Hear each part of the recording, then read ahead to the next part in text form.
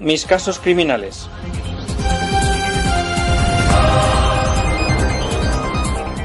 Luz Suyay presenta Conversaciones con Juan Ignacio Blanco.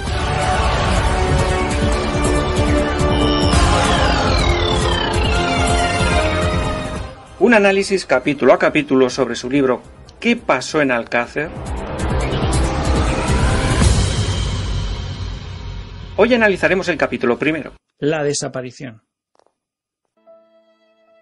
Muy buenas noches a todos. Les saluda nuevamente Luz Suyay, directora del archivo del crimen.net, y en esta oportunidad tengo el gran placer y el gran honor de poder conversar con Juan Ignacio Blanco, licenciado en periodismo y máster en criminología y una de las máximas autoridades en lo relacionado al caso Alcácer. Juan Ignacio, con muchísima amabilidad, ha accedido a conversar conmigo en una serie de programas en los cuales iremos analizando profundamente cada uno de los capítulos de su libro Secuestrado, ¿Qué pasó en Alcácer?, con el objetivo de que se puedan aclarar muchas dudas que tienen las personas, con el objetivo de que podamos llegar a un mayor entendimiento de qué es lo que pudo suceder desde el momento en que las niñas desaparecen y hasta que son encontradas. Juan Ignacio, bienvenido y muy buenas noches. Muy buenas noches, Luz. Estoy absolutamente encantado de estar contigo y con tus oyentes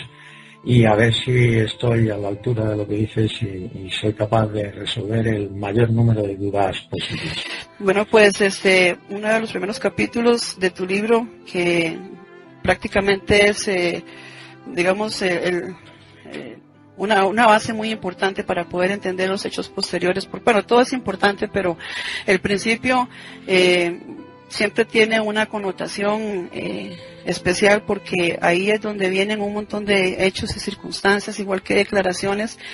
que pues pueden desviar la investigación de la forma correcta o al contrario pueden esclarecerla por completo, o pueden más bien crear un caos de dudas. Y en el caso Alcácer todos sabemos que existen más preguntas que respuestas. Y bueno, en el primer episodio, que es la desaparición, lo primero que se habla es acerca de que ese viernes 13 de noviembre del año 92 empieza pues a lo que se conocería más adelante como el caso Alcácer, un crimen terrible en donde 3 jóvenes murieron, y pues un crimen que marcó no solamente a las víctimas, sino también a sus familias, a sus amigos y a un pueblo prácticamente de por vida. Estuviste muy implicado en este caso, estuviste muy cerca de las familias, has hecho una investigación excelente. Tu libro pues contiene paso a paso todo lo que se necesita saber para saber cómo se llevó a cabo esta investigación. Y bueno, primero que nada, me gustaría que nos hicieras una breve introducción sobre lo que, cómo podría o de qué manera podría haber empezado esta noche de este viernes 13, y exactamente qué hechos claves, tal vez algunos 2 o 3 que puedas mostrarnos, podríamos decir que desviaron la investigación y la hicieron ir por un derrotero que hoy por hoy todos los que investigamos el caso sabemos que es improbable que haya ocurrido. Sobre esto, ¿qué nos puedes comentar? Bueno, a mí lo primero que me gustaría decir es que ese día fatídico, viernes 13 de noviembre del 92, lo que iba a ocurrir es una de esas desgracias que, como tú has dicho perfectamente, no solamente han dejado marcadas a las familias de las víctimas, a sus amigos y conocidos, sino a todo un pueblo y también, por qué no decirlo, a todo un país como España. La verdad es que a veces nos olvidamos de este momento tan absolutamente brutal, que es el de una familia que está sentada a la mesa esperando para empezar a cenar, y que el padre se dedica a mirar constantemente el reloj y comprobar que su hija, que tenía que estar ya hace un rato en casa, no llega. Esa sensación que cada vez va aumentando el nerviosismo, ocurrió en 3 familias de un pequeño pueblo valenciano, Alcácer, un pueblo de menos de 1000 habitantes, donde una desaparición era algo absolutamente impensable y un hecho que no había ocurrido nunca. La realidad es que empezaron a pasar los minutos a partir de las 9:30, 10 menos cuarto, que las niñas tendrían que haber estado ya en su casa. Los padres empezaron a ponerse nerviosos. Antes de las 11 de la noche ya habían comenzado a sonar los teléfonos en las distintas casas, puesto que tanto los padres de Miriam como los de Toñi como los de Desiré sabían que las 3 habían salido juntas y ninguna había aparecido, y empezaron a entrelazarse esas llamadas de los unos a los otros para ver si su hija había llegado. Cuando comprobaron las 3 familias que pasadas las 11 de la noche no habían llegado las niñas, pues inmediatamente tomaron una resolución que quizás no nos parezca la normal, pero que en un pueblo es lo que se suele hacer, que es salir de casa e ir al ayuntamiento. Ir al ayuntamiento como buscando un refugio, como buscando un lugar donde alguien te va a apoyar o donde alguien te va a ayudar a saber qué es lo que realmente ha ocurrido. Y si estamos hablando ya prácticamente de la medianoche, pues alrededor de esa hora de las 12 de la noche, pues prácticamente había ya más de 50 vecinos que estaban a las puertas del ayuntamiento comentando nerviosos entre todos ellos, intentando pues pensar qué es lo que podía haber ocurrido, pero algunos ya estaban intentando comenzar algo que duraría durante 75 días, y que era buscar a Miriam, Toñi y Desiré, que ya siendo la hora que era y conociéndolas, porque quizás también lo más importante de todo esto, y a veces nos olvidamos, es conocer el carácter de las niñas y también la forma de ser y la forma de vivir de sus familias. Los que las conocían y sobre todo sus familiares sabían con absoluta seguridad que las niñas voluntariamente no habían desaparecido, que no se trataba, como oficialmente querían hacernos creer a todos los españoles, de una fuga voluntaria o de simplemente una chiquillada, y que al día siguiente iban a aparecer con cara compungida y pidiendo perdón. Entonces, para mí ese es el detalle, bueno, no dramático. Yo creo que es muy difícil que una familia pueda vivir una cosa más terrible que esa, que es la desaparición de una hija.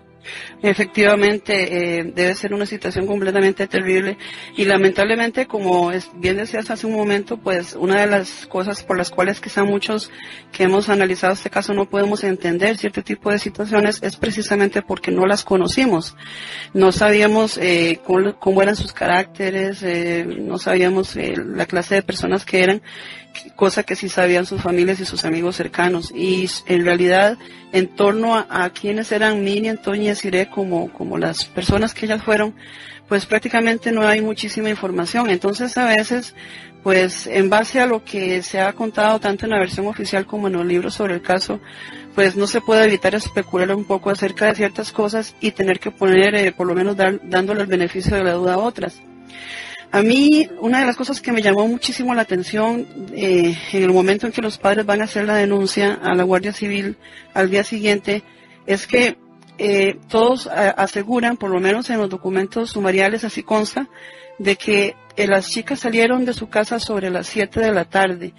Y este tema de los horarios es muy importante y me gustaría que nos ayudaras a aclararlo, porque resulta que hay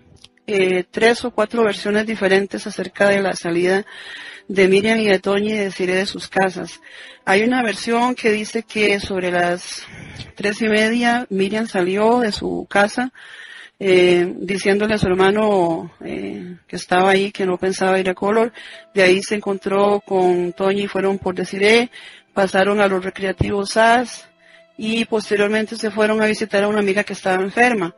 Hay una versión que dice que eso sucedió más o menos como a las 5:30 de la tarde.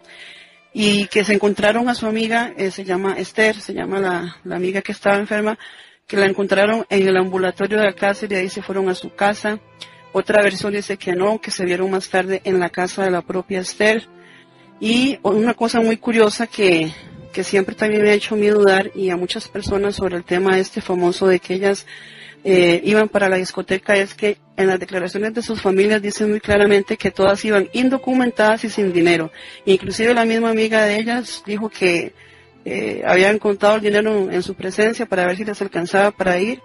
y no tenían suficiente. En este sentido, respecto a las diferentes declaraciones que dan, porque inclusive la mamá de Esther dijo que habían salido sobre las 6 de la tarde de su casa, 6:30, y Esther dice que salieron a las 8 de la noche. ¿Cómo podríamos, o cómo podrías ayudarnos más bien a entender este enredo que hay con los horarios de a dónde fueron y en qué momento estuvieron y en dónde? Bueno, la verdad es que es un asunto que no es nada fácil de explicar. Pero quizás entendiendo el contexto en el que se realiza cada una de estas declaraciones ante el cuartel de la Guardia Civil, se puede arrojar luz. Para que todos los oyentes lo puedan tener claro, oficialmente se supone que las tres niñas salen de su casa, se reúnen en los recreativos ZAS, de allí acuden a visitar a su amiga Esther,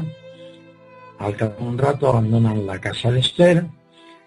se supone que hay dos personas que las recogen haciendo autostop y las trasladan hasta Picassent, que allí son vistas por dos vecinos de Alcácer y por una mujer que estaba asomada a la ventana y que las ve introducirse en un coche de 4 plazas. Es decir, estamos hablando del testimonio de 6 personas que supuestamente son las únicas que ven a Miriam Toñi Desiré, y digo supuestamente porque inexplicablemente, y pese a que no existe ningún otro documento en el sumario de ninguna toma de declaración a ninguna persona, a mí me consta que la Guardia Civil realizó más de 200 entrevistas a personas diferentes, pero de esas entrevistas no hay documento alguno en el sumario y por tanto nada que la refleje oficialmente. Luego también hay que entender una cosa, es decir, las niñas desaparecen el día 13 y la primera declaración que se toma en el cuartel de la Guardia Civil a una persona que las haya podido ver, en este caso a Francisco José Hervás y a su novia María Luz López García, que son las dos personas que supuestamente recogieron a las niñas cuando estaban haciendo autostop a la salida de Alcácer y las trasladaron hasta la gasolinera Marí, ya en Picassent. Esta declaración se toma el día 19, curiosamente, a la 1:10 de la tarde. Es decir, 6 días después de la desaparición de las niñas. Al día siguiente, día 20, se toman 3 declaraciones diferentes a José Antonio Cano Yácer y a Francisco Antonio Soria Chabeli, incomprensiblemente, porque tiene que haber algún error en los documentos, les toman declaración a los dos a las 19:30 horas, aunque a cada uno se les toma declaración de forma individual ese día 20, y posteriormente a las 8:30 de la tarde toman declaración a Esther. Y al día siguiente, ya día 21, es decir, 8 días después, toman declaración a Dolores Badal Soria, la mujer que es la que ve a las niñas supuestamente subirse en un coche pequeño blanco en el que iban 4 personas. Esto, en primer lugar, ya sorprende y llama poderosamente la atención, porque lo lógico y lo normal es que al día siguiente de ocurrir los hechos, o como muy tarde, 2 días después, pues se hubiera tomado declaración a estas personas. Sin embargo, estamos hablando de que se tardó 6 días, 7 y 8 días en tomar declaración a los únicos testigos oficialmente que hay de los hechos.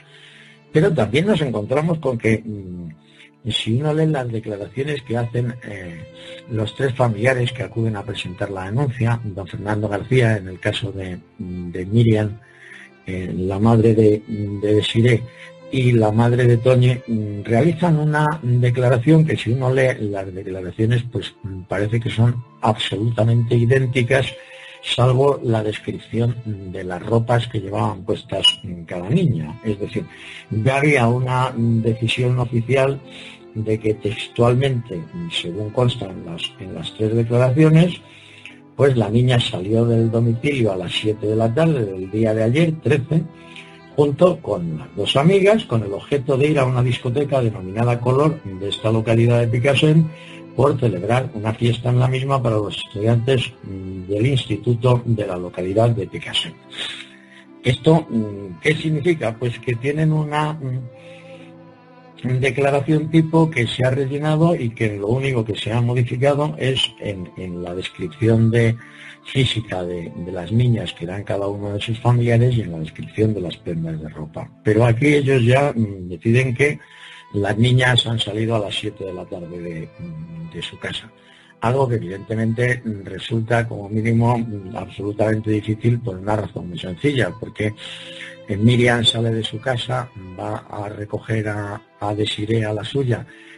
que hay una distancia andando considerable, y cuando ya están las dos juntas, pues se van a buscar a Toñi, que vive precisamente en la otra punta del pueblo, con lo cual es absolutamente imposible que las niñas pudieran salir las tres a la misma hora de su casa, cosa que lógicamente viene dada simplemente porque la Guardia Civil tiene una declaración tipo sobre la hora de salida de las niñas y la dirección que ellas iban a tomar. Luego nos encontramos con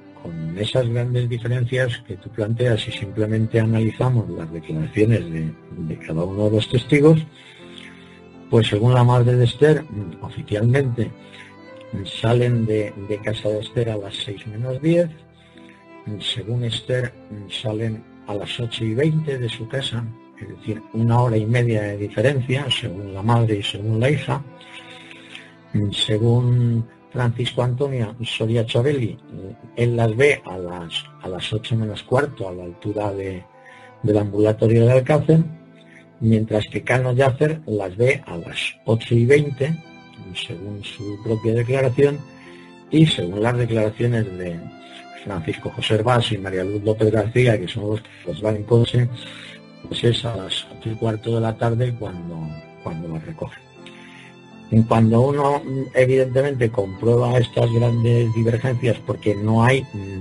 dos personas que hablen de la misma hora, tanto de salida de casa de las niñas como de casa de Esther, como en el momento en que desaparecen en la calle principal de Picassent, pues a uno lo que realmente más le sorprende es decir cómo la Guardia Civil no aclaró exactamente y no realizó una exacta cronología de los hechos ocurridos aquella tarde. Es decir, cualquiera sabe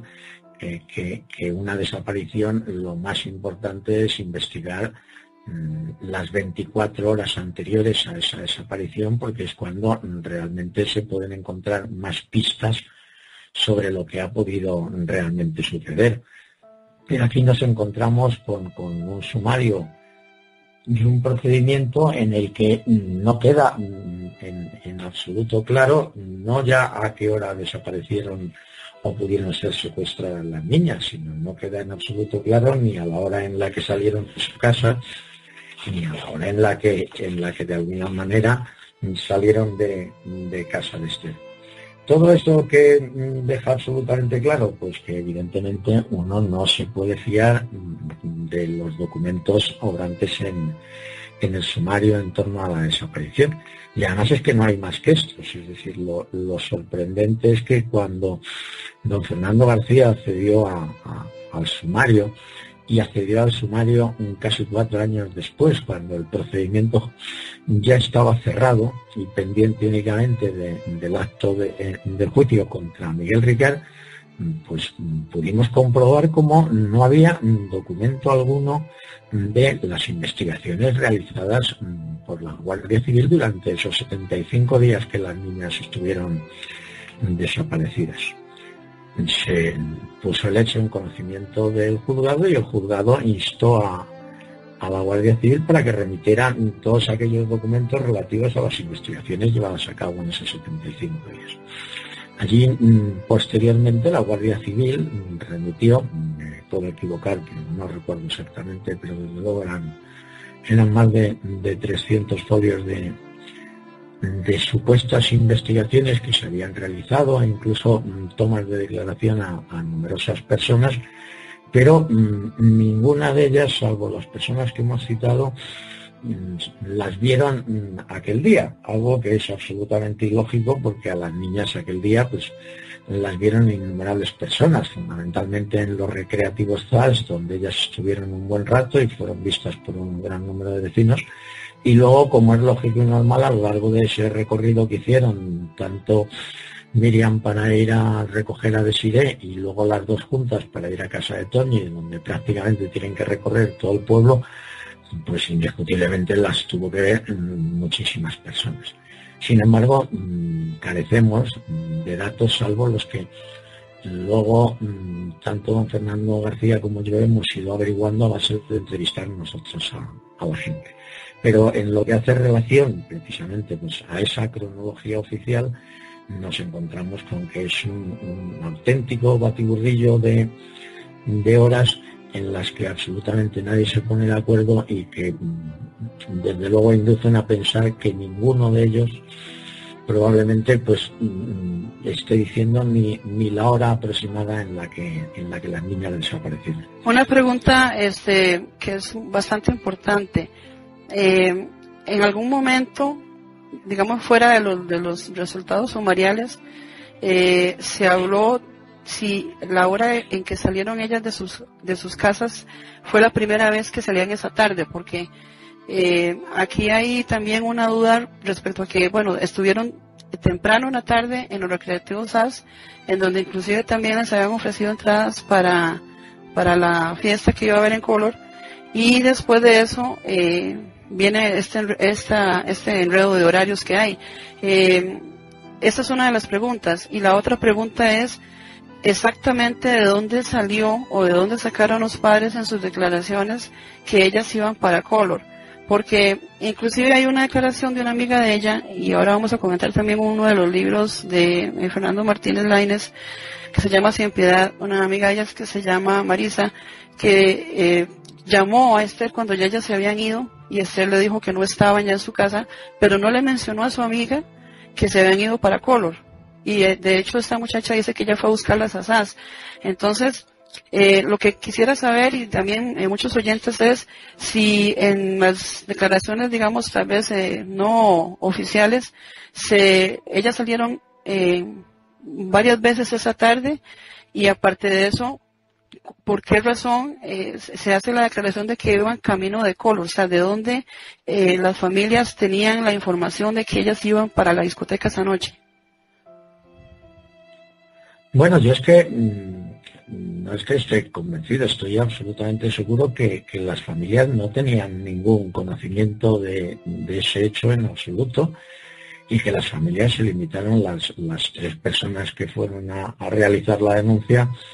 pues a firmar el documento que les ponía delante la Guardia Civil. Yo lo tengo absolutamente claro con don Fernando García, con el que he compartido muchos años de investigación y con el que he llegado a compartir su casa durante muchos meses viviendo con su familia,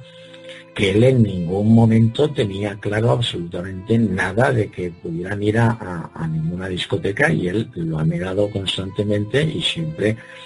se ha opuesto a cualquier comentario al respecto de que las niñas fueran a Color. Yo me reía con don Fernando cuando le decía, pues aquí está el documento en el sumario que tú dices que iban a Color. Y te explica, yo voy a presentar la denuncia al cuartel de la Guardia Civil, y yo lo único que les digo a las personas del cuartel de la Guardia Civil es que mi hija ha desaparecido, me piden una descripción de las prendas de ropa que llevaba, que me había escrito Matilde para que yo se lo dijera, y les di una descripción física de mi hija. Y eso fue lo único que yo hice. Entonces, claro, si en el caso de Fernando, evidentemente, él no comentó en ningún momento en su declaración que las niñas iban a color, pues exactamente igual me consta con absoluta certeza que la madre de Tony no hizo el menor comentario tampoco al respecto, y en el caso de la madre de Desiree no lo puedo aseverar porque no he podido hablar nunca con ella en este respecto, pero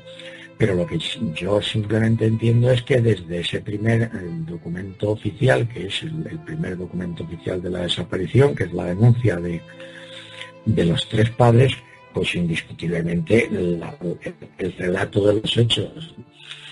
es obra pura y dura de la Guardia Civil, que es quien dice que las niñas salieron a las 7 de la tarde y que junto con las otras dos pues se dirigían a la discoteca Color a una fiesta de instituto. A mí además me gustaría dejar absolutamente claro que lo de la fiesta de instituto que se celebraba en la discoteca Color es una fiesta de estas que se suelen dar en las que los alumnos contratan la discoteca y venden las entradas para recaudar fondos para un viaje de fin de estudios. Evidentemente durante toda la semana anterior pues a las niñas les estuvieron dando la lata todas sus conocidos y conocidas para intentar venderles las entradas para acudir a la discoteca. Entradas que ellas no compraron en ningún momento porque no tenían en ningún momento previsto ir a la discoteca. Luego, como tú muy bien has dicho, yo he recibido información de distintas personas que las vieron aquella tarde en los recreativos y todas tienen claro que en ningún momento ellas hablaron de ir a la discoteca y muchísimo menos, lógicamente, ya a esas horas, porque si no, como he dicho anteriormente, pues hubieran comprado la entrada con antelación suficiente. Y como ha quedado claro por el comentario que tú has hecho, las niñas iban sin dinero. Entonces es absolutamente ilógico que sin dinero para poder acudir a la discoteca, pues pretendieran ir a la discoteca. Yo desde mi punto de vista lo que se está aquí sembrando inicialmente y por eso se tarda tanto tiempo en tomarles oficialmente declaración es simplemente el primer paso de esta versión oficial. ¿Por qué ir a la discoteca Color? Pues es muy sencillo, es decir, las niñas que todavía eran muy niñas, es decir, estamos hablando de que dos de ellas tenían 14 años y la otra 15, pues lógicamente no es que hicieran una vida muy dispersa ni muchísimo menos, eran unas niñas muy controladas familiarmente. Es decir, las familias estaban muy pendientes de ellas y la libertad de movimientos que tenían eran salir de su casa e ir a casa de una de sus amigas o a los recreativos en Alcácer, que era pues, el punto de reunión de los adolescentes de la localidad.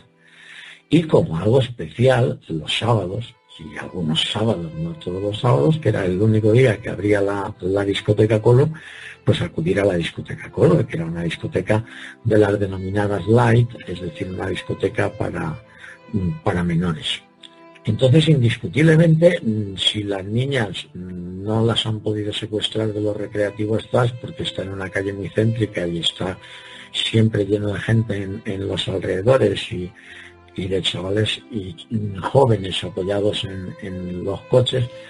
pues indiscutiblemente las niñas, si no estaban en ZAS, solamente podían ir a un sitio, que es a Color. Si no van a Color, ¿dónde van a ir? Pues evidentemente es que si no hubieran ido camino de Color, pues la investigación tendría que haber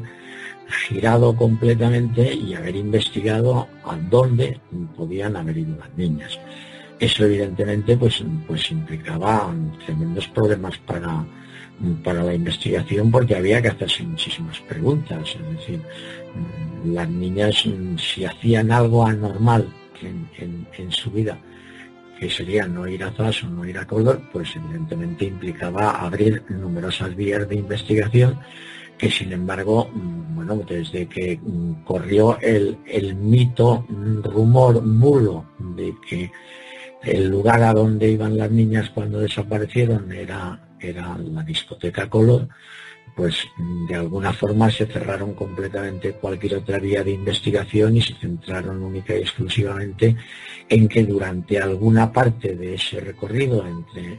Alcácer y Picassent y la discoteca Color, pues las niñas podían haber sido secuestradas. Esa es una de las cosas precisamente que llama mucho la atención, porque por ejemplo en la declaración que está en tu libro, en la página 16,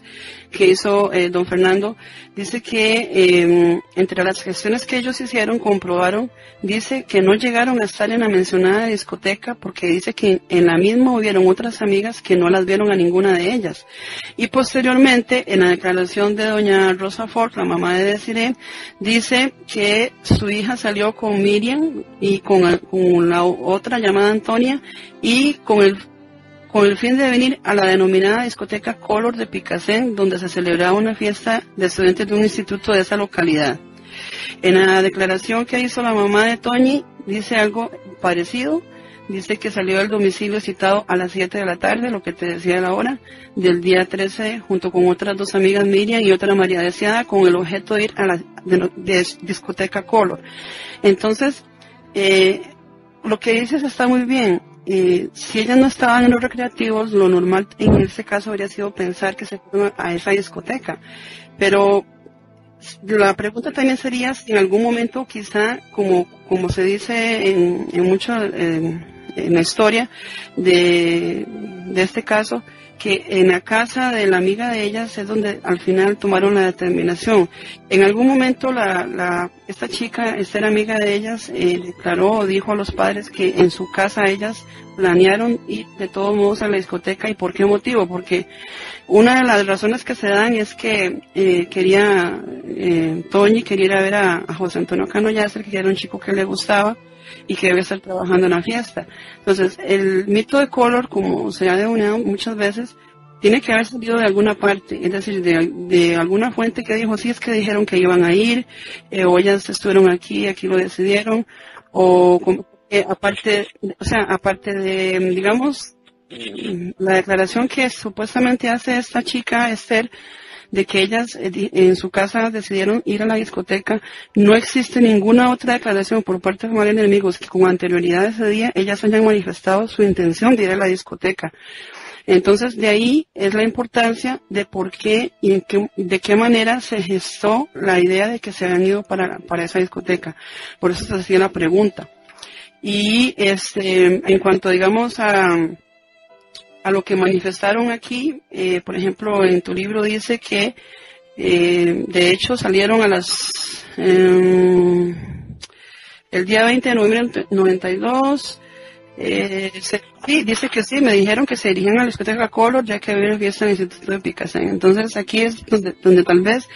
nació este mito. Y por eso te preguntaba por qué Color, precisamente, bueno, ya nos has explicado que era un sitio que ellas frecuentaban, y si es que hubo una declaración entre, digamos, las familias y amigos de que ellas habían dicho que iban a ir, porque eso tiene que haberse gestado en la casa de su amiga. Entonces es importante también saber si ellas se encontraron con Esther en el ambulatorio y después fueron a su casa, o se fueron directamente a su casa. Bueno, la realidad de todo esto es que Esther, que la verdad no se encontraba bien de salud, pues llevaba una temporada larga que su madre no la dejaba salir sola de casa, y las tres niñas acuden a visitar a Esther para intentar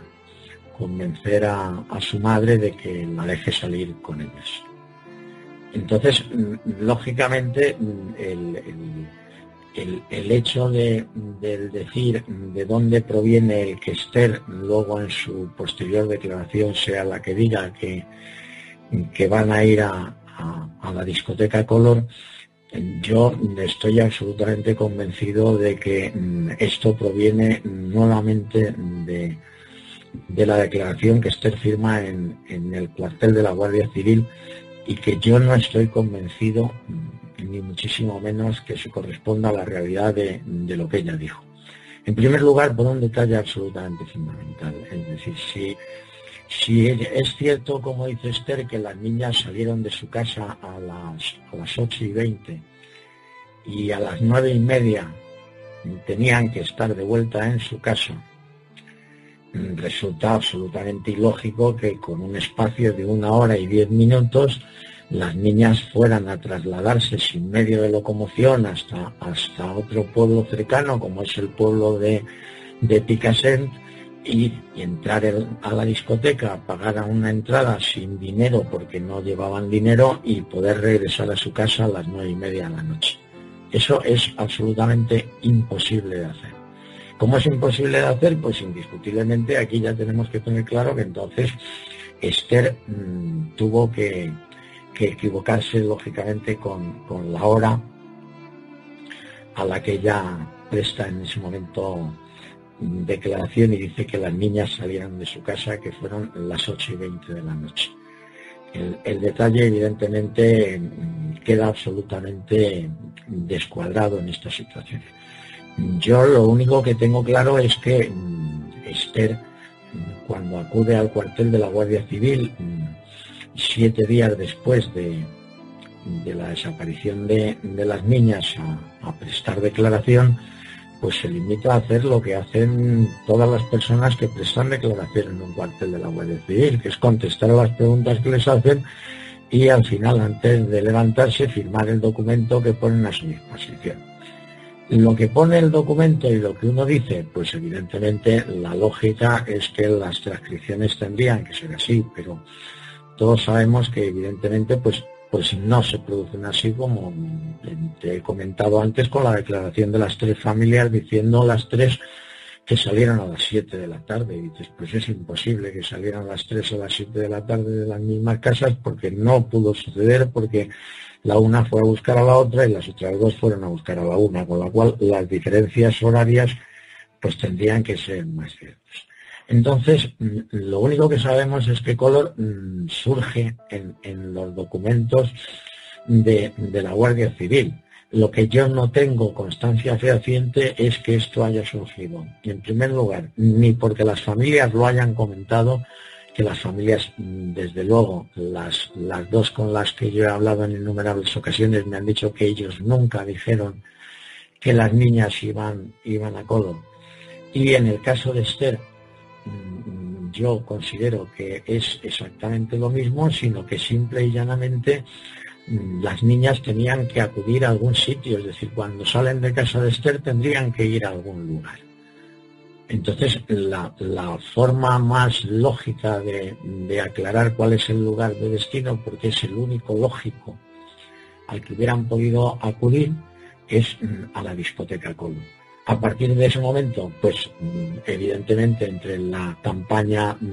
más de desinformación que de información que hacen los medios de comunicación en aquellos momentos, pues desde un principio se graba en la opinión pública española la idea de 3 niñas que van camino de una discoteca y a mitad de camino son secuestradas. Y es el primer paso para colocar la versión oficial. Pero yo estoy convencido, por intentar aclarar el punto al máximo extremo, que ni Esther ni las familias en ningún momento manifestaron que las niñas fueran a dirigirse a la discoteca Collor, sino que ese es un planteamiento que hace directamente la Guardia Civil. Ok, Juan Ignacio, entonces aquí entramos en otro asunto también que es muy interesante, y es la famosa llamada que supuestamente Miriam hace de casa de Esther, pidiéndole a su madre que le diga a Fernando que se les pueda acercar a Collor. Sobre esta llamada me gustaría mucho que también nos aclararas, porque en otras versiones que has dado con anterioridad se habló de que esa llamada se produjo fuera de casa de Esther, que se produjo fuera de Valencia, y en el caso de haberse producido esa llamada me imagino que se debió de haber investigado si realmente hubo una llamada de casa de esta muchacha a la casa de Miriam. Sobre, digamos, dos preguntas aquí, una para darte tiempo a que puedas desarrollarlo. ¿Se llevó a cabo esa llamada de Miriam y con qué objeto? ¿Y desde dónde se hizo realmente esa llamada? Bueno, antes que nada, y te agradezco que me des la oportunidad de aclararlo, yo cuando he comentado determinados aspectos de este día de la desaparición en algún lugar, como desgraciadamente me veo sometido todavía, 21 años después, a innumerables presiones de todo tipo, a la amenaza de vivir en libertad condicional. Y por qué no decirlo, pues indiscutiblemente si me meto donde no me debo de meter, pues hasta desgraciadamente con miedo por lo que me pueda pasar a mí y a mi familia.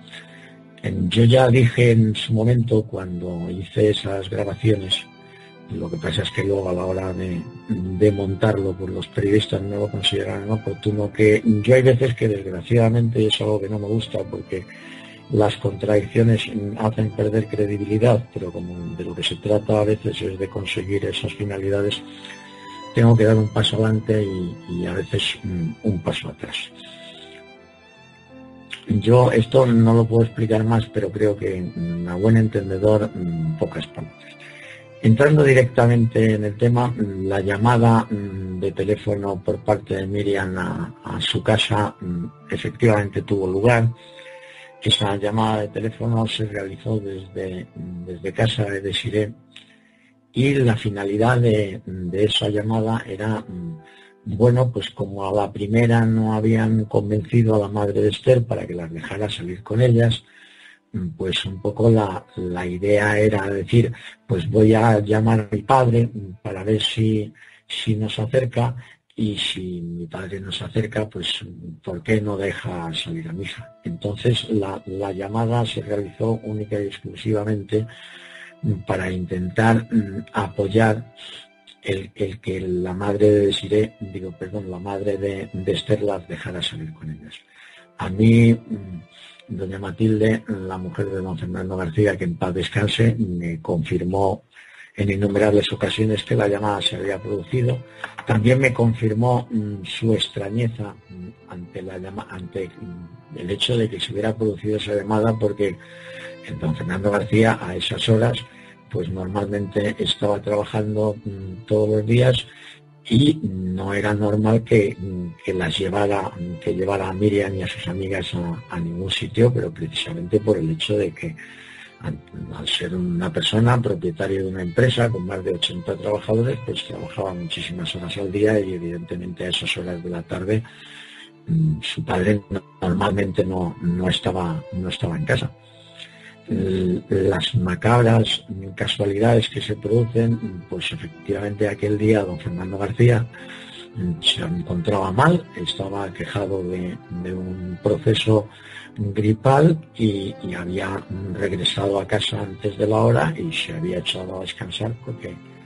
porque se encontraba con cierta fiebre. Este hecho, pues indiscutiblemente para don Fernando García supuso y supone para él, bueno, pues como un golpe brutal en su alma y en su cerebro, al pensar que su hija había llamado para que la llevara en coche, y si él hubiera llevado a las niñas o se hubiera encontrado bien, pues a lo mejor no hubieran sucedido ninguno de los hechos que posteriormente sucedieron. Es decir, es un detalle que para don Fernando pues es como una losa que lleva encima de su corazón de forma permanente. Pero yo eso sí quiero dejarlo claro, es decir, la llamada se produce desde casa de Esther, Miriam llama a su casa, y la finalidad es simple y llanamente para intentar hacer un poco más de presión para ver si convencían a la madre de Esther para que las dejara salir con ellas aquella tarde, algo que no se produjo y que afortunadamente, bueno, pues permitió que que ahora estemos hablando de las 3 niñas de Alcácer y no de las 4 niñas de Alcácer, que era lo que podría haber sucedido si la madre de Esther le da permiso para acompañarlos aquella tarde. Ok, entonces me parece excelente la aclaración. Es muy importante porque esa es una de las dudas más grandes que todas las personas tienen. Entonces aquí surge otra que también nos gustaría que nos ayudaras a entender un poco. Ya quedó claro entonces que la llamada se produjo, quedó claro de que se hizo a modo de presionar a la mamá de Esther para que sintiera más confianza y las dejara ir con ellas. Entonces, si estas niñas no planeaban ir a Color, como parece que está bastante claro, ¿a dónde se dirigieron, Juan Ignacio, entonces esa noche ellas? Tienen que haber ido a algún sitio, tienen que haber tenido algún plan, porque de hecho, pues el que se hiciera la llamada y todo esto para intentar que Esther las acompañara era porque había un plan de algo, de ir a algún sitio en especial. ¿O era que simplemente querían salir por allí, por el pueblo, a caminar? No sé, ¿cómo nos puedes aclarar entonces este punto? Bueno, después de innumerables investigaciones, yo llegué al absoluto convencimiento, y así lo han demostrado las personas con las que he podido hablar y los documentos que yo he podido ver, que las niñas tenían un plan premeditado aquella tarde, y era acudir a Valencia en compañía de una mujer que era quien las iba a desplazar en su vehículo, por un motivo muy concreto, y era porque estaban preparándole una fiesta al padre de Desiré. El padre de Desiré se encontraba en aquellos momentos aquejados de una enfermedad terminal. De hecho, falleció muy pocos meses después de la desaparición de su hija, y Desiré tenía por su padre una auténtica pasión. Era una chica que su padre lo era todo para ella en su vida, aunque las relaciones con su madre eran un poquito más tensas, las lógicas entre una chica adolescente y su madre. Con su padre era auténtica pasión lo que tenía, y además como ella era una persona tremendamente cariñosa, era una persona que siempre que se la veía estaba abrazada a su padre, haciéndole caricias, haciéndole mimos, dándole besos. Y lo único que estaban era preparándole una pequeña fiesta, y le iban a comprar pues un detalle para de alguna forma, bueno, pues conmemorar esta fiesta que le quería dar Desiré, y en la que le estaban ayudando sus amigas.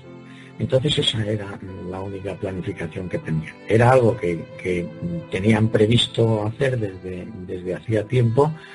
pero que esa misma mañana esta mujer desconocida es la que se pone en contacto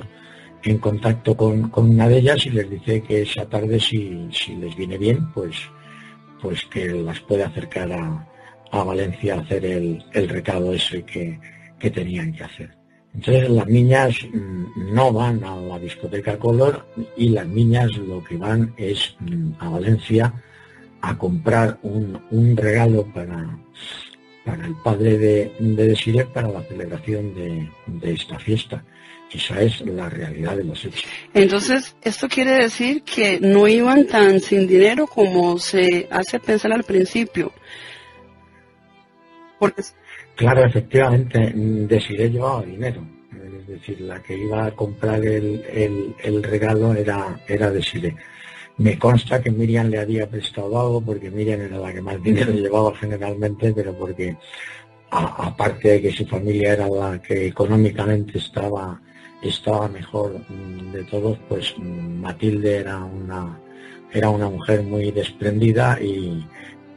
Miriam siempre tenía dinero, entre comillas, para comprarse los caprichos que que quisiera, aunque pese a eso era una chica perfectamente educada en todos los sentidos y que no malgastaba ni muchísimo menos, pero era la que tenía algo más de dinero a su disposición. Entre lo que tenía ahorrado Desiré y el dinero que le había prestado Miriam, pues efectivamente, claro que llevaban dinero para realizar la compra de este regalo. Pero claro, como evidentemente estamos hablando de que aquí, y es algo que estamos comprobando en este primer capítulo de entrevistas, pero que vamos a tener oportunidad de hablarlo prácticamente en casi todos los que vengan después, es decir, parece que las cosas están metidas con un calzador en una horma que han decidido que es la que oficialmente tiene que ser, es decir, las niñas tienen que ir a Córdoba y las tienen que secuestrar a mitad de camino y evidentemente, bueno, pues tienen que ir sin dinero. Eso es lo que la versión oficial desde el primer momento plantea y todo se tiene que ir acotando en función de eso, pero a mí me consta fehacientemente que Desiré salió con el dinero que ya tenía ahorrado y el que le había prestado Miriam precisamente para ir a Valencia a comprar este regalo. De hecho, una de las grandes incógnitas de este caso son las monedas de más que tenía Miriam, precisamente que por el hecho de que como en la versión oficial dice que ellas no contaban con suficiente dinero, muchas personas se preguntan de dónde saldría esa cantidad que ella llevaba de monedas. Y entonces aquí, como siempre, está excelente todo lo que nos estás aclarando. Pero entonces viene una parte que es también muy importante y aquí es donde también muchísima gente tiene dudas. Y si las chicas salieron con la intención de ir a comprar un regalo a Valencia con una mujer desconocida, entonces quiere decir que ninguna de las personas que dijo haberlas visto anoche realmente las vio. Tal vez, digamos, podríamos especular que el compañero que iba a hacer el examen pudo habérselas encontrado de camino a donde ellas se iban a reunir con esta persona que las iba a llevar a Valencia. Pero ya entonces la declaración de Cano Yasser y la declaración de la pareja que dijo haberla llevado, prácticamente se caerían si esto fuera como nos lo están relatando. Y de todos modos... Bueno, es que se caen, ¿eh? Sí, de hecho que es así. Y de todos modos, para mí, yo desde que he leído esta información, he sentido que la única declaración que realmente se hizo con buena voluntad y con la certeza de que había visto lo que vio fue la señora Abadal. Porque de hecho la declaración del chico de la discoteca José Antonio difiere en un montón de puntos. Aquí me imagino que tú y Fernando tuvieron oportunidad de hablar con los testigos en algún momento y que declararon haberlas visto. La declaración de la pareja es una de las más controversiales porque primero que nada no se ponen de acuerdo ni siquiera en el tipo de coche que van. Supuestamente las dejan en la gasolinera Picassent.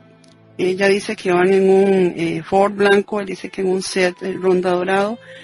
Y el único taller que había cercano a esa gasolinera, según lo que yo he investigado, es un taller de la Ford, que también me ayudaron a averiguar que desde siempre es un taller que ha cerrado a las 8 de la noche, así que llegar a las 8:15, 8:20 ahí no tenía ningún sentido. Y como todos podemos ver, las comparaciones entre las declaraciones de Hervás y de su novia Mariluz son completamente contradictorias. Sobre este tema entonces de los testigos, ¿qué nos podrías aclarar? Hombre, la verdad es que yo creo que lo has dejado tú más o menos claro, pero yo incidiré más en algunos de los detalles. Oficialmente a los primeros que se les toma declaración en el cuartel de la Guardia Civil es a Francisco José Hervás y a su novia María Luz López García. Se les toman declaración el día 19, 6 días después de ocurrir los hechos. Para quienes no lo conozcan, estas dos personas declaran que justo a la salida de Alcácer, donde hay un semáforo, en que es el que abre paso a la intersección para la carretera que se dirige en camino del cercano pueblo de Picassent, Pues estas dos personas manifiestan que recogen a las 3 niñas allí y las llevan hasta la gasolinera Marí, que está a la entrada prácticamente de Picassent. Aquí hay que dejar claro varios detalles que son muy importantes en relación a la declaración que prestan estas dos personas. En primer lugar, son las dos primeras personas que oficialmente hablan de la discoteca Color. Tú que antes me decías quién hace referencia a la discoteca Color. Pues los dos, en prácticamente lo único que están de acuerdo en su declaración es que las niñas, cuando las llevaban en el coche en la parte de atrás y se dirigían hacia la gasolinera, pues les habían dicho que a ver si las podían acercar hasta la discoteca Color, que iban allí a una fiesta del instituto. Y los dos dejan claro que se acuerdan perfectamente del detalle ese de la discoteca Color y la fiesta del instituto. Es algo como que estuviera perfectamente aprendido. Pero que él les dice que no las puede llevar hasta la discoteca porque tiene el coche que está averiado, porque le está perdiendo gasóleo y tiene que llevarlo al taller y las deja en la gasolinera Marí. Inexplicablemente no existe ningún documento de la Guardia Civil que diga que ha tomado declaración al empleado y al propietario de la gasolinera Marí para ver efectivamente, pues como es lógico, alguien tendría que estar despachando gasolina en la gasolinera y evidentemente tendrían que haber visto a Francisco José Hervás, a su novia y a las 3 niñas. Y evidentemente pues no se les toma declaración a ninguna de estas dos personas. Yo y don Fernando García, pues con posterioridad nos hemos entrevistado no en una sino en varias ocasiones, tanto con el empleado de la gasolinera como con el propietario de la gasolinera, que en todo momento nos han dicho que ellos no vieron nunca ni a las 3 niñas, ni a Francisco José Hervás, ni a su novia María Luz López García. Luego nos encontramos con un segundo detalle y es que evidentemente las deja en la gasolinera, pero se va a dirigir al taller que tú has citado anteriormente y que te consta por tu labor de investigación, pero inexplicablemente pues tampoco la Guardia Civil toma declaración al propietario del taller ni a los empleados para comprobar si ese día Francisco José Hervás y su novia llevaron algún coche a reparar y si lo dejaron o no lo dejaron, y en caso de haberlo dejado, cómo regresaron luego estas personas a Alcácer, algo que tampoco está aclarado en ningún momento. Pues aunque la Guardia Civil no les tomara declaración, don Fernando García y yo también fuimos a visitar a estas personas, las cuales con toda amabilidad nos contestaron todas las preguntas que les hicimos, pero para dejarnos absolutamente claro que ese día Francisco José Hervás y su novia no fueron al taller y que ese día Francisco José Hervás ni su novia dejaron ningún coche en el taller. Entonces, evidentemente, si partimos de la base de que ni en la gasolinera ni en el taller nadie vio a Francisco José Hervás y su novia, lo lógico y lo normal es pensar que es que Francisco José Hervás y su novia no fueron ese día a la gasolinera Marí ni al taller a llevar el coche, y que todo esto responde única y exclusivamente a un hecho que tiene que ser muy claro, y es que estas personas van a declarar eso simple y llanamente por encargo, entre comillas, de alguien, para contar unos hechos que no se corresponden con la realidad. Es más, tanto don Fernando García como yo tenemos el absoluto convencimiento, sin ningún género de dudas, que Francisco José Hervás y María Luz López García nunca vieron esa tarde a Miriam, Tony y Desiree. ¿Y dónde queda entonces, en este caso, la declaración, por ejemplo, de José Antonio Cano Yácer, que afirma y testificó en el juicio haberlas visto cuando él venía de la discoteca con su ciclomotor, ya que prácticamente esto se contesta solo, pero me gustaría conocer qué cuál es el dato exacto, el conocimiento que según tu investigación y la de don Fernando García tienen de este hecho, porque esta es una de los testimonios que más se cuestionan todas las personas, no solamente por el hecho de que se dudó siempre de que las chicas llegaran con esa pareja, sino también porque desde la distancia de donde él afirma haberlas visto, según el plano que yo he podido ver de Picasen, es completamente imposible que las haya podido ver. En ese sentido, ustedes tuvieron oportunidad de conversar con este joven y él les aclaró algo al respecto sobre lo que él declaró y por qué lo hizo. Bueno, la verdad es que sí. Inicialmente nosotros teníamos muchas dudas con el testimonio hasta que una de las personas que trabajó con nosotros pues cogió un plano de la localidad de Picasen y dijo, aquí es donde José Antonio Cano Llàcer dice que estaba cuando las vio y aquí es donde dice que estaban las niñas. Y uno comprueba en ese plano y dices, es imposible que las haya podido ver porque hay un edificio en mitad en medio que le impide la visibilidad para poder ver a las niñas desde donde él dice que estaban y donde él dice que las niñas se encontraban.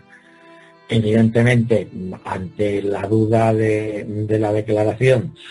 porque era físicamente imposible que los hechos fueran como él los relataba, pues don Fernando García y yo hablamos con José Antonio Cano Llàcer en innumerables ocasiones hasta que finalmente nos reconoció que él no había visto a las niñas aquella tarde, pero que había visto los medios de comunicación que venían y estaban todos buscando a alguien que hubiera visto a las niñas, a José Antonio Cano Llàcer, que además era un chico que bastante atractivo para las chicas de su edad y que lo que más le gustaba era intentar agradar a los demás, pues había visto que era una oportunidad de salir en las cámaras de televisión y de llamar la atención y simplemente, bueno, pues había contado una mentiricilla, entre comillas, pero por supuesto a don Fernando y a mí nos reconoció que él nunca vio a las niñas aquella tarde. Y sobre esto, digamos, ¿tienen ustedes alguna prueba en concreto, digamos, de esta declaración que les hizo, de este reconocimiento de... Sí, ese documento nosotros lo conservamos grabado y a mí me gustaría que en algún momento de estas entrevistas, pues como saldrán otros diversos testimonios, que es importante que la gente pueda escucharlos de la propia voz de las personas involucradas, pues podamos grabarlos y ponerlos en alguno de los programas, pero efectivamente nosotros tenemos la grabación de José Antonio Cano Llàcer reconociendo que él nunca vio a las niñas aquella tarde del 13 de noviembre de 1992. Este es un dato, bueno, nuevo y es precisamente de lo que había yo hablado un poco al principio, que se iba a profundizar muchísimo en toda la información que viene en el libro. Hay un episodio también que me han preguntado que te comente, es acerca de un encapuchado que unos meses antes aparentemente intentó coger a Miriam cuando ella bajaba a dejar la basura donde ella vivía. Este hecho podría estar relacionado con lo que sucedió después, podría tratarse de que Miriam en algún momento fue un objetivo principal de un secuestro, o es un hecho aislado que sucedió. Pues mira, la verdad es que yo me entero de este hecho pues casi 2 meses después de estar viviendo en casa de Fernando, es decir,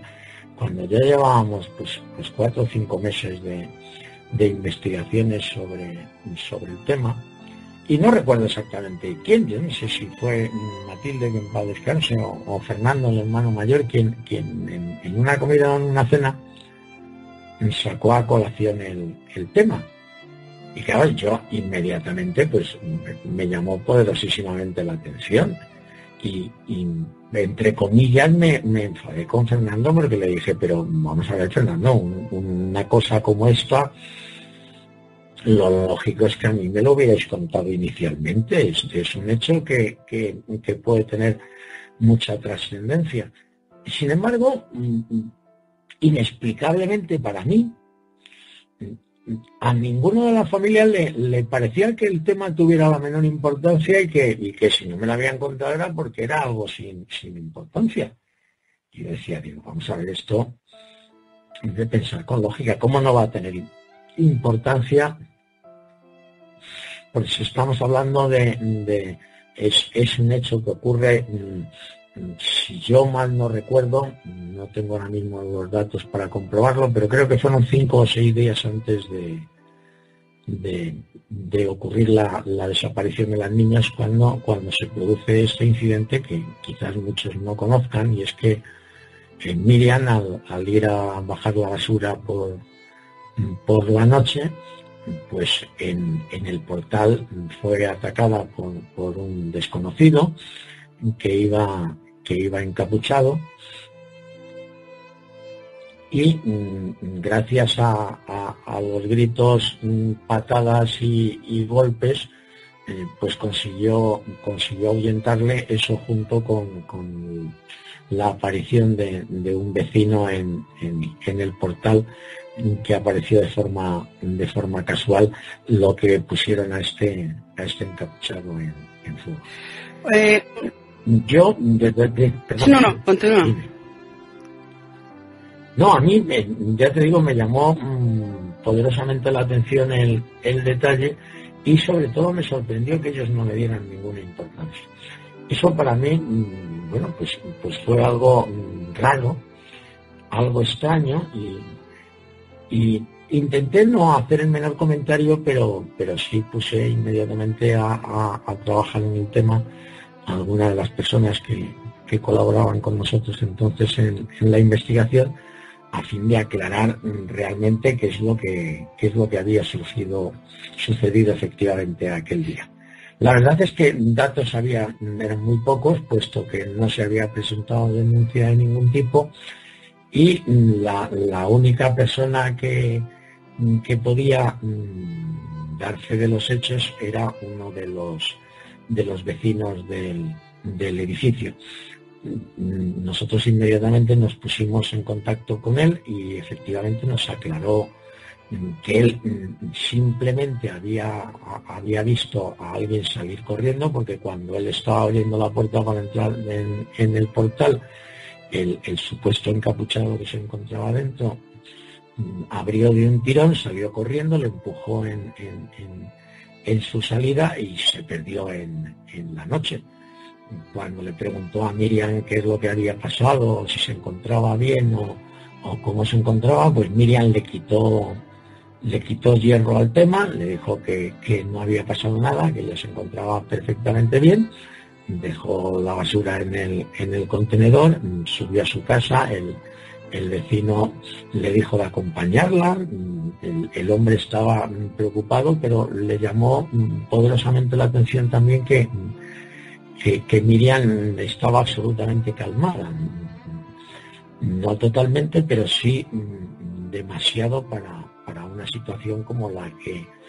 que él acababa de presenciar. Y sobre, por ejemplo, las declaraciones, digamos que la que hizo Cano Yasser en su momento, ¿cuándo fue que se conoció ese dato de que habían sido vistas saliendo de la gasolinera Mari por él? Por ejemplo, el sábado 14 ya se sabía esto. Al día siguiente de la desaparición se sabía que Cano Yasser las había visto el día anterior en la gasolinera Mari. No,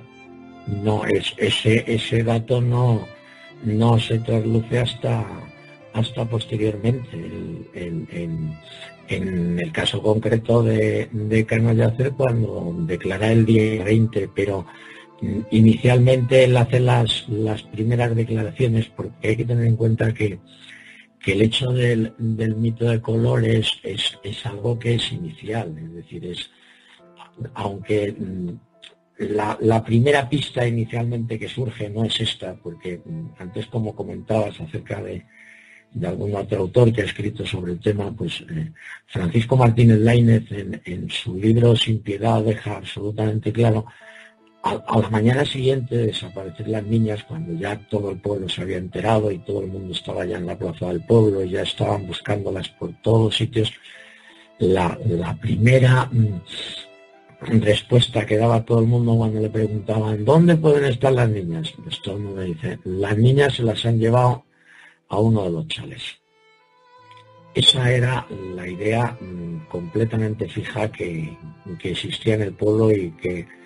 que Paco Martínez Lainez deja clarísima en su libro.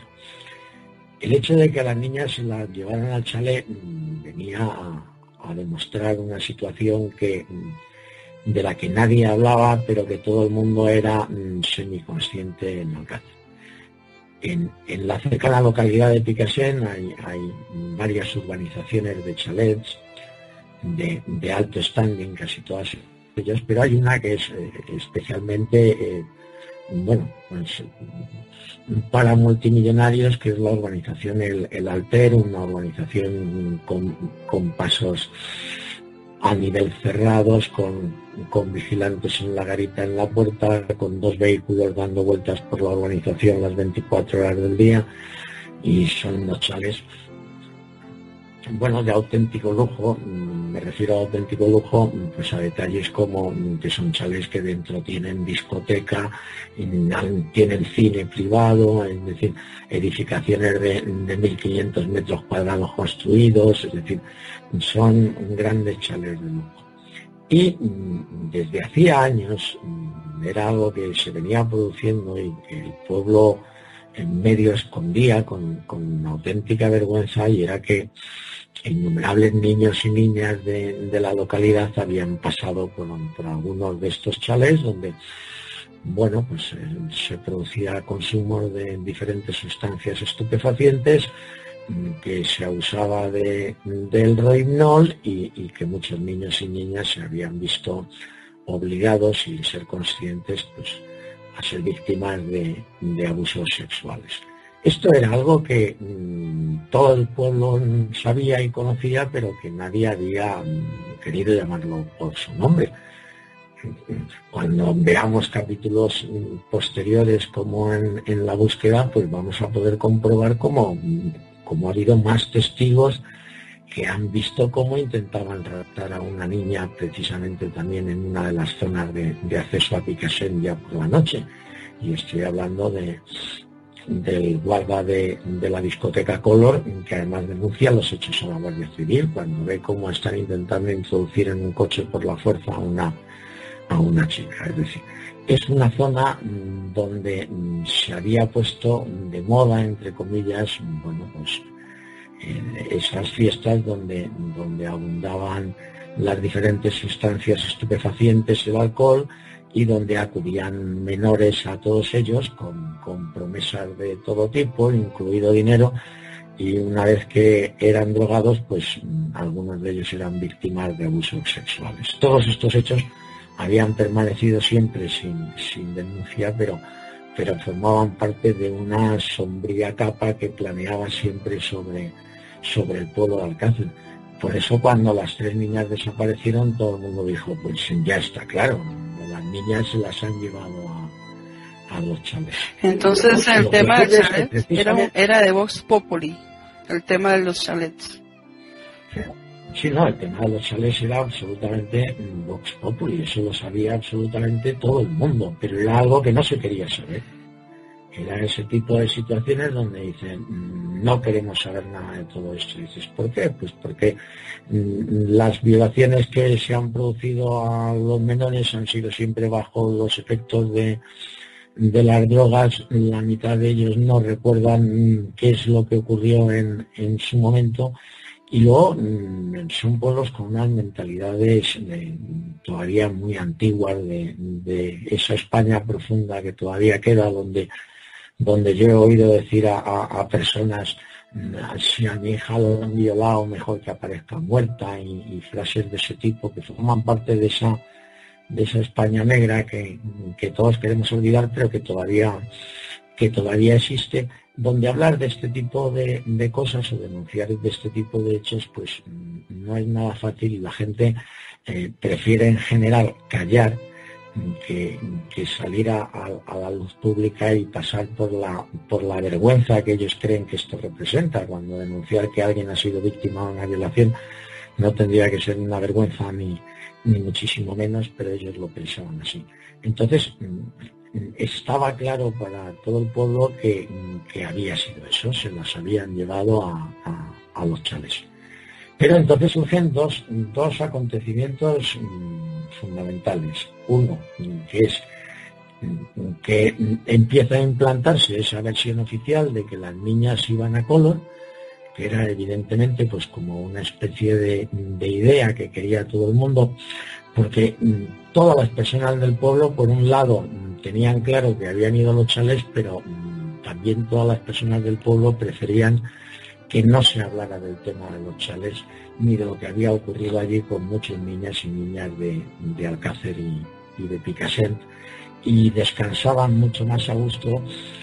pensando que las niñas habían ido a la discoteca y que no tenían ninguna relación con los chalés. Y la segunda es que cuando se empieza a investigar profundamente y se empiezan a acercar los investigadores precisamente hacia los chalés y hacia la zona donde se suponía que podían estar retenidas las niñas en contra de su voluntad, se produce un fatídico accidente que deja otras dos víctimas más del caso Alcácer. En este caso dos jóvenes de protección civil que estaban ayudando en la búsqueda de las niñas, que estaban encaminando un equipo hacia esta zona de chalés para intentar encontrarlas allí, y que al hacerse de noche durante esta búsqueda, ir anocheciendo, pues pararon la moto en la que viajaban en el arcén para ponerse unos chalecos reflectantes, y en ese momento un vehículo todoterreno impactó contra ellos y la moto, provocando que Fernando Castilla-Vela, que tenía 26 años, falleciera en el acto en ese momento, y Francisco Conejo Rodríguez, que tenía 35 y padre de 2 hijos, pues se hubiera condenado a pasar el resto de su vida en una silla de ruedas, porque desgraciadamente el accidente le dejó destrozadas las 2 piernas, amén de diversas lesiones por todas partes del cuerpo, incluso algunas de ellas pues lesiones psíquicas que le han quedado permanentemente. Este hecho pues provocó en primer lugar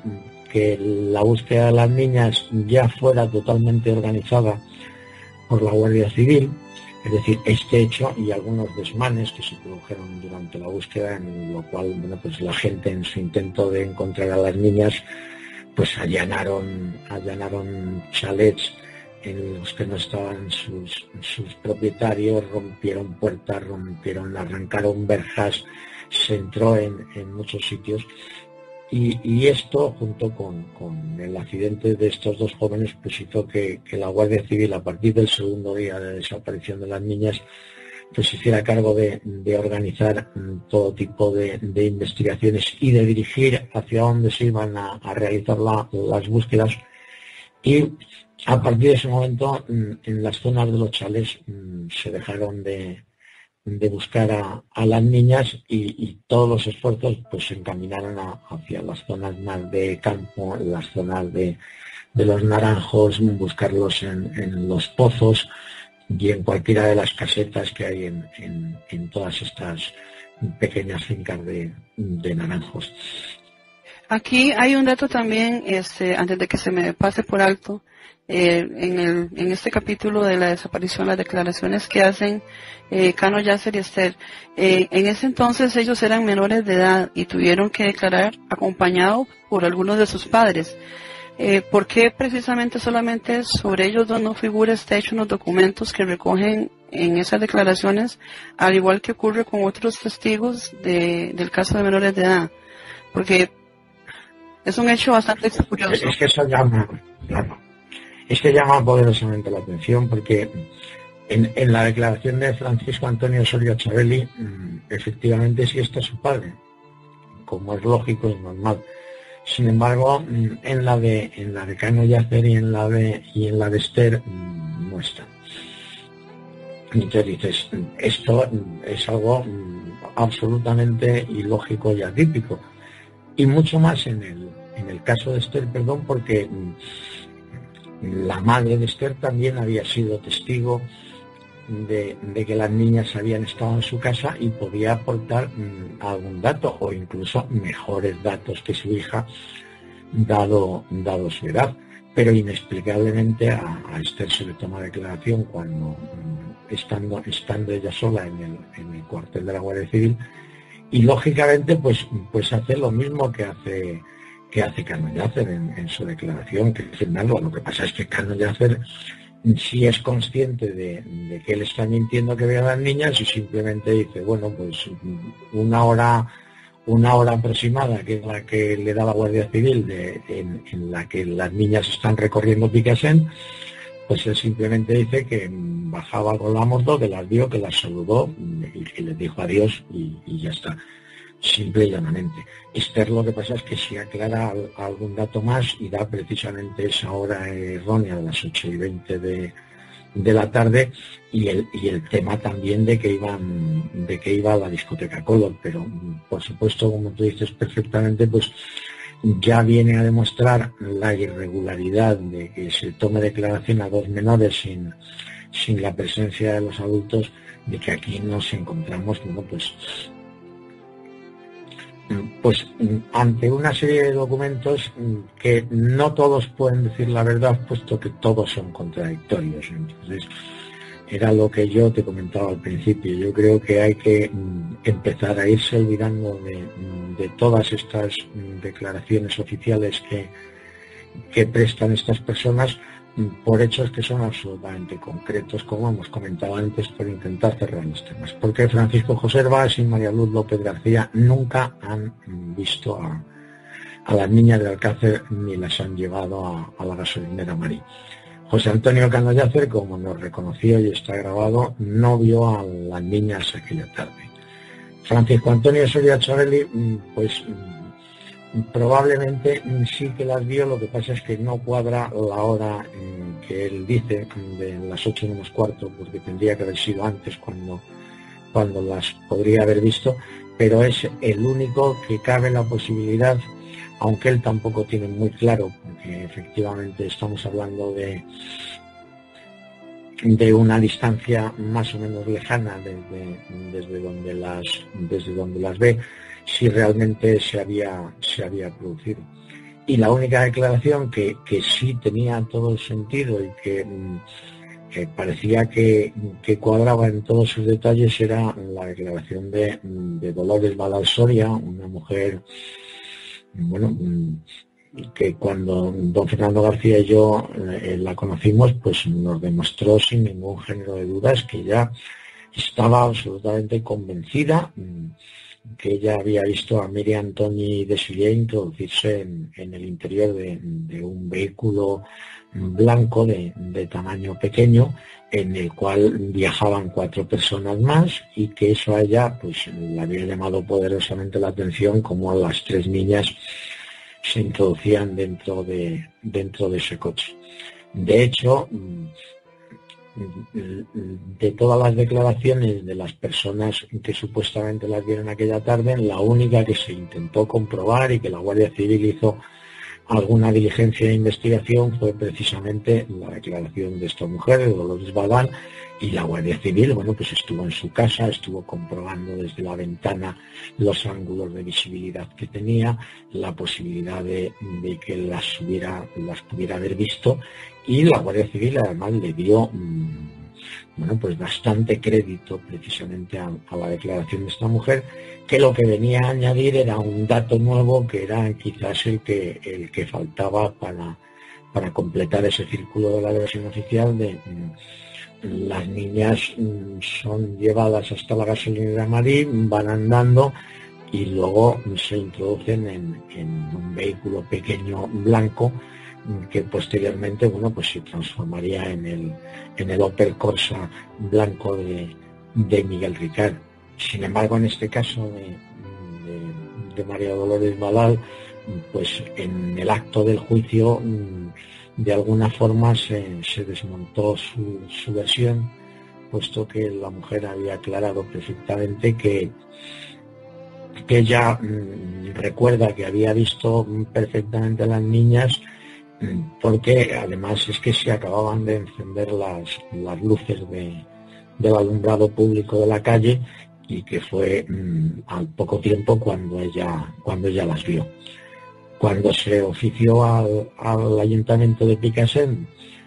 para que remitiera los horarios en los que se encendía el alumbrado público, pues se comprobó que era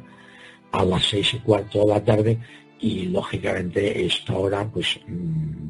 eran 2 horas antes de lo que la mujer dijo haber visto a las niñas, con lo cual bueno, pues se pudo comprobar que efectivamente pues había sido un error por parte de esta mujer y que había visto a otras 3 niñas 2 horas antes subirse en el coche. Ahora, en lo que sí estoy completamente de acuerdo contigo es que probablemente sea la única declaración, pese a que se equivocó, hecha con buena fe, la que hizo Dolores Badal Soria. Y sobre, por ejemplo, declaraciones, porque me imagino que se le tomó declaraciones a muchísimas personas que no constan en el acta sumarial. Por ejemplo, una de las declaraciones que no constan aquí, que me llama la atención que no esté, porque debería ser una de las primeras, es sobre el chico que salía con Miriam. ¿Ustedes tuvieron oportunidad de conversar con él? ¿Saben si él hizo algún tipo de declaración sobre lo que había sucedido? Lo menciono a él en especial porque se supone que era una persona que tenía una relación con Miriam, y normalmente cuando hay una desaparición o sucede algún evento de estos, casi siempre vemos en las películas que el novio o el amante o el esposo siempre es el sospechoso principal. En este caso ni siquiera consta declaración de este joven. ¿Sobre este hecho tienes algún conocimiento? Pues el conocimiento que tengo es que, bueno, pues con esta persona, don Fernando García y yo, hablamos en innumerables ocasiones. Evidentemente es un chico muy agradable y mantenía además buena relación con la familia de Miriam, es decir, que sus padres conocían perfectamente que Miriam había estado saliendo o estaba medio saliendo, porque estaban en un proceso que no aclaran, porque algunos de los amigos dicen que estaban rompiendo, otros que habían roto ya, otros que no iban a romper, es decir, había ese tipo de dudas, pero bueno, que habían mantenido esta relación desde hacía algunos meses. Y él nos contó, por supuesto, que a él durante los primeros días le habían entrevistado, al menos que yo recuerde, en 3 ocasiones distintas la Guardia Civil. Lo que ocurre es que inexplicablemente ninguna de las declaraciones consta en el sumario. Y él, bueno, pues lógicamente desconocía cualquier tipo de detalle con respecto a la desaparición de las niñas, tampoco podía aportar ningún detalle, salvo que a él no le constaba, pues como no le constaba a la mayor parte de las amigas y amigos de ellas, que tuvieran la idea o la intención de acudir a Color aquella tarde a la fiesta del instituto, que es lo que declaran la mayor parte de las personas que yo he podido entrevistarme con ellas, y que son la gran mayoría de amigos y conocidos de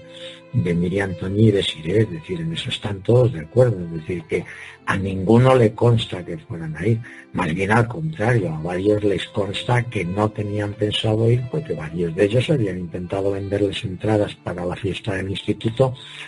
y no las habían querido. Entonces, lógicamente, en ese sentido, lo único es que, por supuesto, se echa de menos desde un principio en en la investigación de la que ha sido la desaparición más importante de los últimos 50 años en la historia de España. Parece absolutamente increíble que no conste que se haya investigado más a fondo lo que ocurrió la tarde del día 13 en la que desaparecieron. Y muchísimo más grave todavía es que con los documentos oficiales en la mano no podamos hacer una cronología mínima de los hechos y tengamos que estar poniendo absolutamente en duda las distintas versiones que plantean cada uno de los supuestos testigos. Lo que pasa es que tanto para Fernando García como para mí, después de todo el tiempo que hemos estado intentando trabajar en este sentido y con todas las personas que nos hemos entrevistado, pues todos nos dejan absolutamente claro que no hay ninguna constancia de dónde pudieran dirigirse las niñas, pero desde luego en ningún momento ninguna de ellas había dicho que se fuera a ir a Color aquella tarde. Ese es un dato, bueno, que me parece que queda bastante claro desde el primer momento en que uno empieza a investigar un poco más profundamente los hechos, porque pues todas las cosas que ellas realizaron esa tarde dan a entender de que no había ninguna intención de asistir. Inclusive en la llamada que se hizo el día anterior,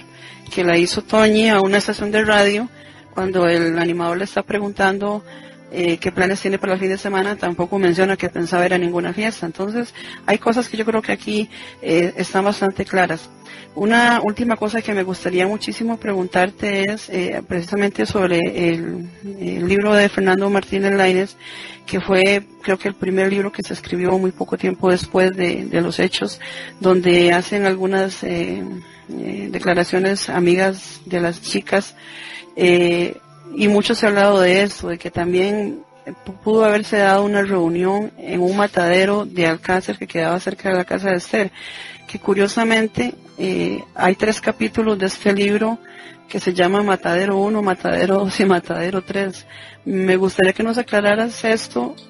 porque muchas personas tienen la idea de que a las niñas se las pudo haber asesinado en un matadero de este tipo. ¿Esto es producto de la casualidad o tal vez es alguna especie de mensaje subliminal?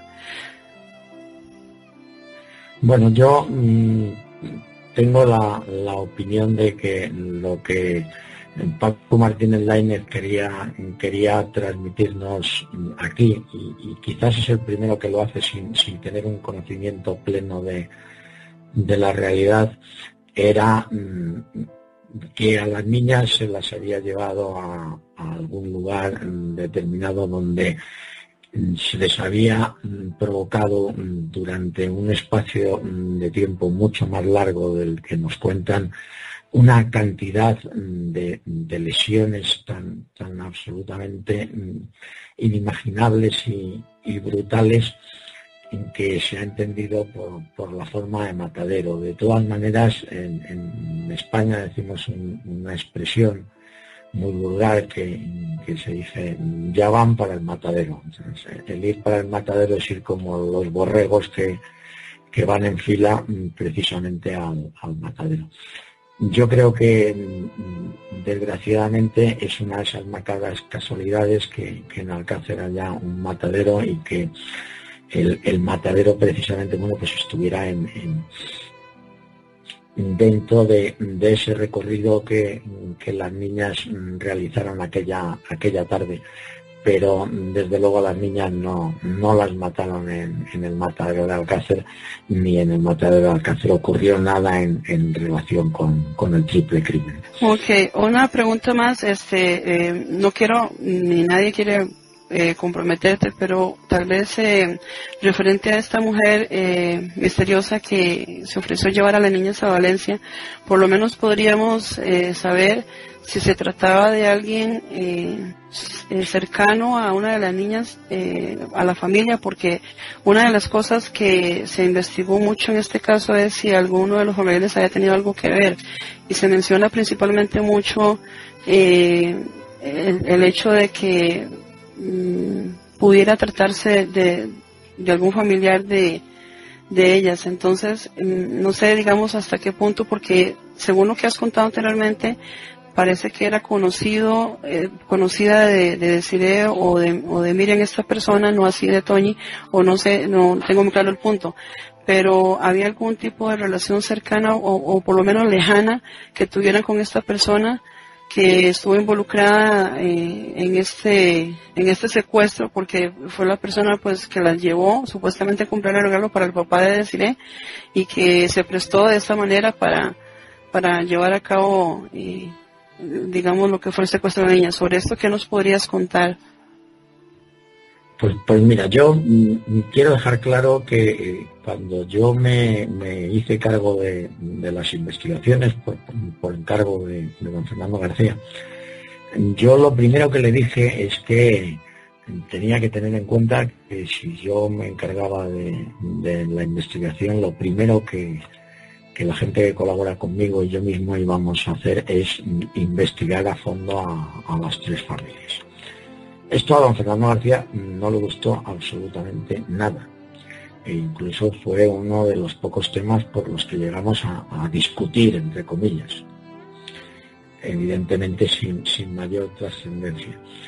Pero al final él entendió que lógicamente, pues como tú has dicho perfectamente, todas las personas que trabajamos en el mundo de la criminología sabemos que hay una alta probabilidad de que se trate de personas cercanas a las víctimas, normalmente los autores de los hechos.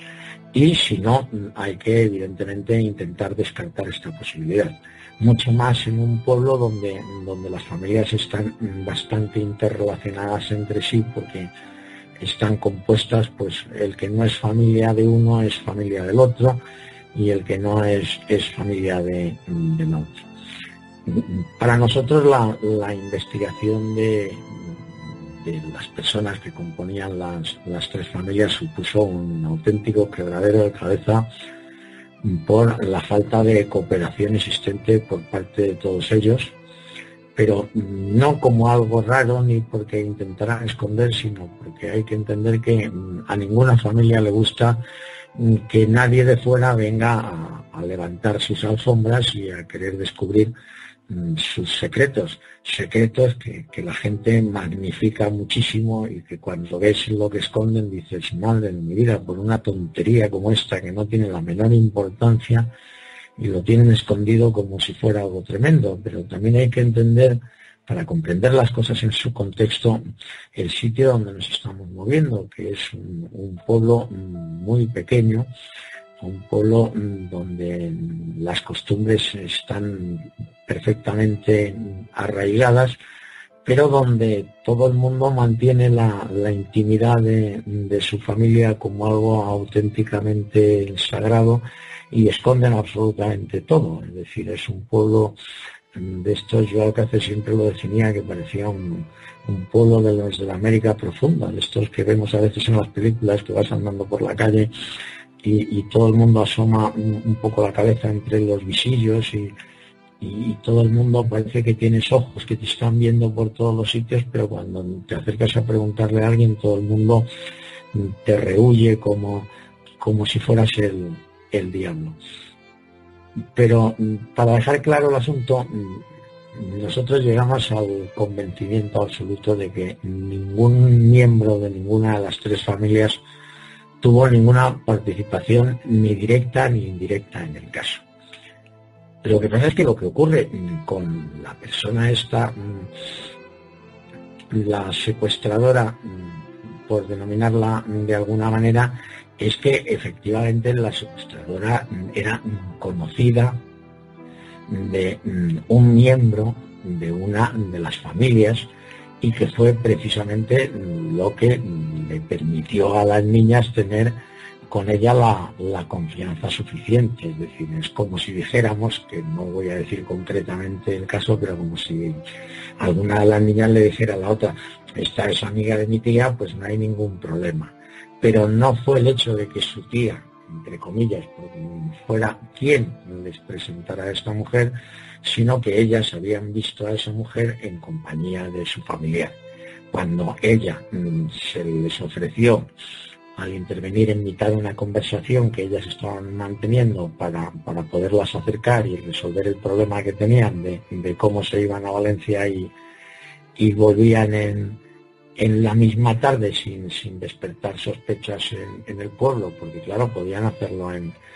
un medio de locomoción, en un autobús que va perfectamente, pero sabían que si se iban en el autobús a Valencia las iban a ver un gran número de vecinos que iban en el autobús, o luego las iban a ver otro gran número de vecinos cuando volvieran. Y sabiendo que estamos hablando de un pueblo tan pequeño, pues evidentemente se hubieran enterado todos y la bronca que se hubieran llevado hubiera sido considerable, porque evidentemente las niñas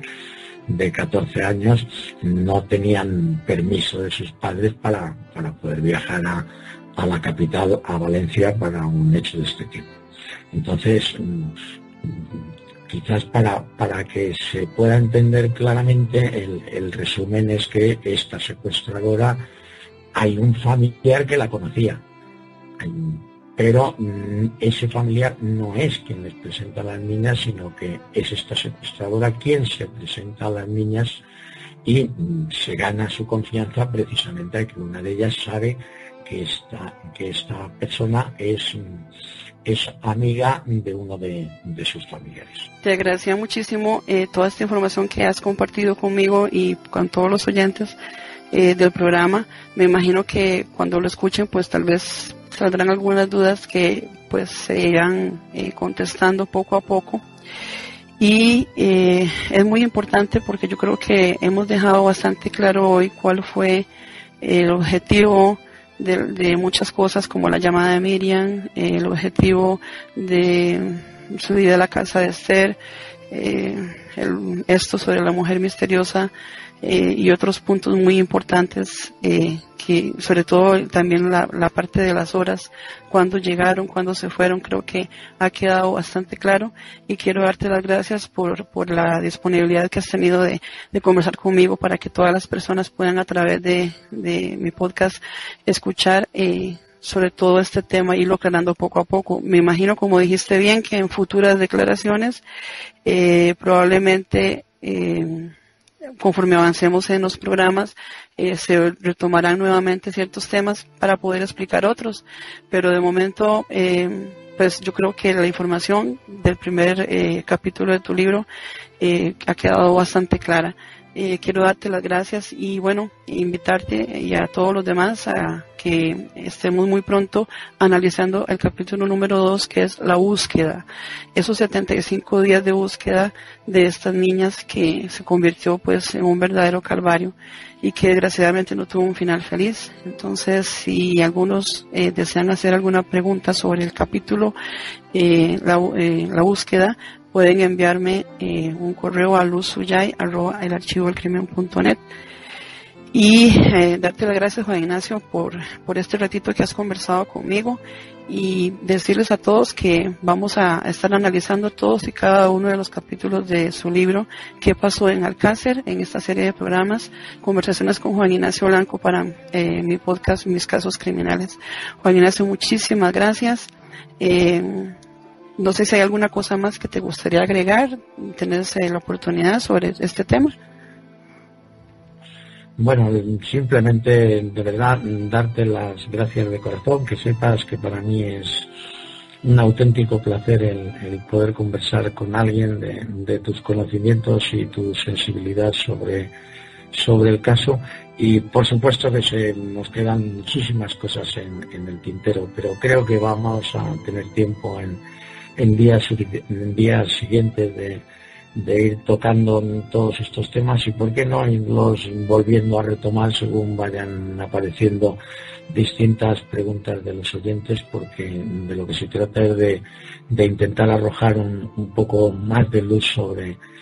lo que les ocurrió a Miriam, Antoni y Desiree. De verdad que ha sido un auténtico placer estar contigo y todos tus oyentes. Muchísimas gracias, Juan Ignacio, y a todos ustedes. Los invitamos entonces para la próxima edición del programa con el capítulo de la búsqueda para Mis Casos Criminales en elarchivodelcrimen.net. Muchísimas gracias, Juan Ignacio, y muy buenas noches, y muy buenas noches a todos ustedes, y gracias también por el apoyo, y esperamos sus preguntas y sus comentarios.